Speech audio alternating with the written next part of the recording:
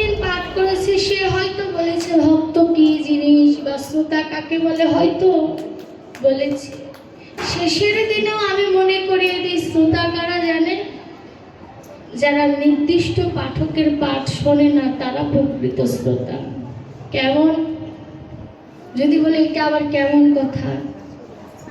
যারা বিল্লমঙ্গল বাবাজির মতো পাঠকের পাঠ শোনে, তারা যদি, যারা আজ প্রথম পাঠে বসেছে তার পাঠও যদি শোনে তবে তারা শ্রোতা। কিন্তু অনেক শ্রোতা আছে এমন 7 দিন পাঠ হলে না, বাবাজি যেদিন আসবে সেদিন যাব, ওরা কিন্তু শ্রোতা না বাবা। এটা অপরাধ, ক্ষমা করবেন। এটা আপনারা বিচার করে দেখুন। ভক্ত হতে গেলে তাকে হতে হবে প্রথমে শ্রোতা। আগে শ্রোতা হও, তার উপরে ভক্ত হও, তার উপরে তুমি বৈষ্ণবে যাওয়ার যাত্রা শুরু করো। প্রথমে তুমি বৈষ্ণব হতে পারবে না, তোমাকে আগে শ্রোতা হতে হবে। কেমন শ্রোতা? মায়েরা ভালো বুঝবে। টিভি সিরিয়াল দেখেন না, যথেষ্ট আকর্ষণ নিয়ে দেখেন, 5 বছর পরেও সিরিয়ালের কথা জিজ্ঞাসা করলে তারা বলতে পারবে।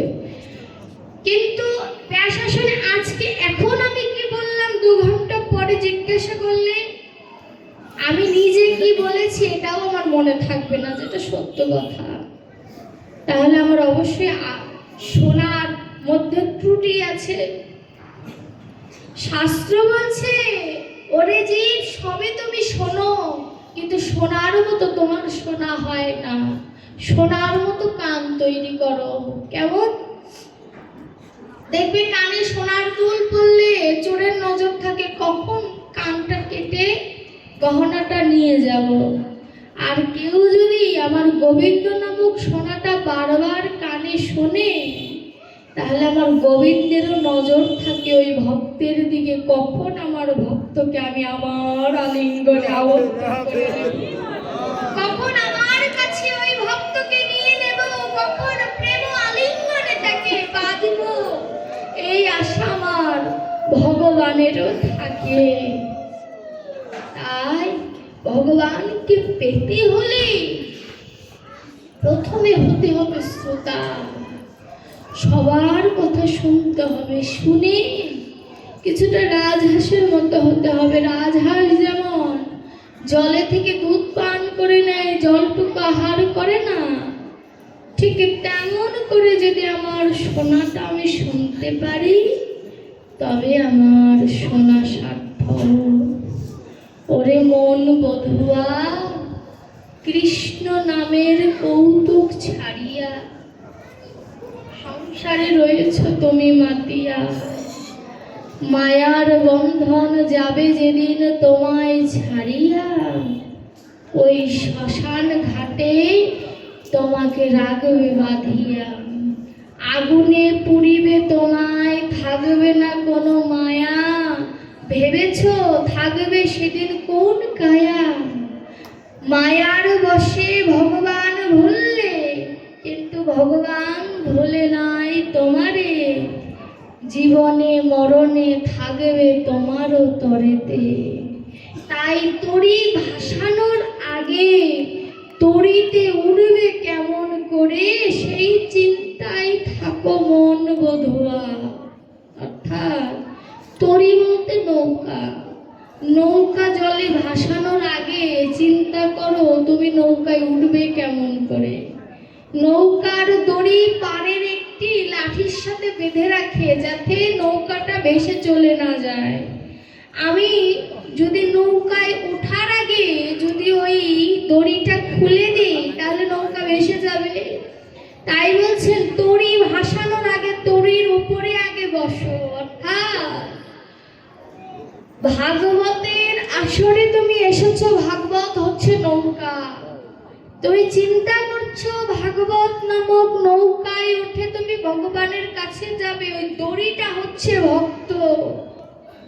বলছে ভাগবতের নামক নৌকায় উঠে তার উপরে ওই ভক্ত নামক সুতাটাকে তুমি ওই লাঠির সাথে খুলে দাও।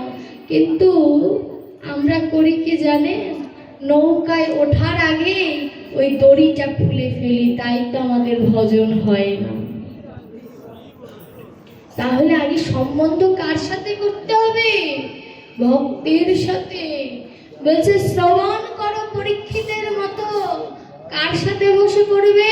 ভক্ত সঙ্গে। সাধু সঙ্গ, সাধু সঙ্গ সর্বশাস্ত্রে কয় লবমাত্র সাধু সঙ্গে সর্বসিদ্ধি হয়। অর্থাৎ সাধু সঙ্গ করতে হবে। এখন যদি বলি সাধুকে অসাধুকে আমি চিনব কি করে? চেনা তোমার কর্ম নয়, চেনার জন্য ভগবান যমরাজাকে দায়িত্ব দিয়ে রেখেছে। তুমি বিচার করতে যেও না যে এ সাধু এ অসাধু। কেন? সাধুকে যে তিলক মালাই করতে হবে এমন কোনো নিয়ম নাই। কারণ সুখদেব গোস্বামী কপালে তিলক পড়তেন না, এর প্রমাণ কিন্তু ভাগবতে আছে। আমার ভোলানাথ কপালে তিলক পড়তেন না, তিনি শ্রেষ্ঠ বৈষ্ণব। শুধু কপালে আর গলায় তুলসীর মালা থাকলেই যে সে সাধু, আর যারা পড়ে না তারা অসাধু, এটা তোমার বলার অধিকার নেই। এই বিচারটা করার জন্য ভগবান যমরাজাকে দায়িত্ব দিয়ে রেখেছে। তুমি বিচারক নও, তুমি আসামি। তুমি নিজের কথা চিন্তা করো। আমি, আপনি, আমরা সবাই আসামি, ভগবান একমাত্র বিচারক। একবার এমন ভুল করেছিল, চৈতন্য চরিতামৃতে এই উপাখ্যানটি রয়েছে। এক ভক্ত মনে মনে ভাবলেন, মহাপ্রভুর ভাগবতে শুনেছেন, মহাপ্রভু ভাগবত আলোচনায় বলেছিলেন যে শুদ্ধ গুরুদেবের চরণ ধুলি যদি মরা গাছের মধ্যে ঢালে, মরা গাছ জীবন্ত হয়ে যায়। তো এই ভক্ত কি করেছে? চিন্তা করেছে আমি দীক্ষা নেব। কার কাছে নেব? যে গুরুদেবের চরণ জলে মরা গাছ জ্যান্ত হয়ে যাবে, সেই গুরুদেবের কাছে আমি দীক্ষা নেব। অনেক গুরুদেবকে সে বাড়িতে নিমন্ত্রণ দেয়, কোনো গুরুদেবের চরণ ধোয়ানো জলে গাছ আর তাজা হয় না। একদিন মহাপ্রভু গিয়েছে ওই ভক্তের দুয়ারে। ভক্ত মহাপ্রভুর চরণ ধৌত জল যখন গাছে দিয়ে দিয়েছে, গাছ সতেজ হয়ে গিয়েছে। প্রভু, তুমি আমায় দীক্ষা দাও। মহাপ্রভু বলছে, আমি যোগ্য নই, আমি তোমায় দীক্ষা যে দেব, আমি তো যোগ্য নই।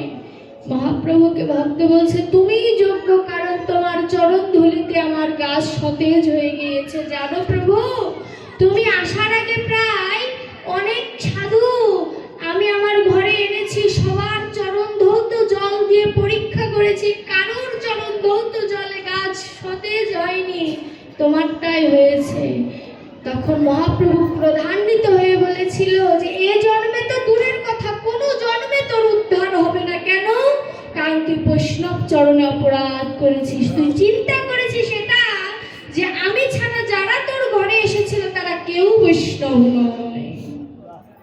সুতরাং সাধু সাবধান, ফের ওই অবধান। তারা বৈষ্ণব না অবৈষ্ণব, না পাষাণ্ড না পাপী, এটা তোমার বিচার করতে হবে না। তুমি নিজেই তো আসামি, তুমি তো নিজেই না বিচারী, তুমি অন্যের বিচার করবে কেমন করে?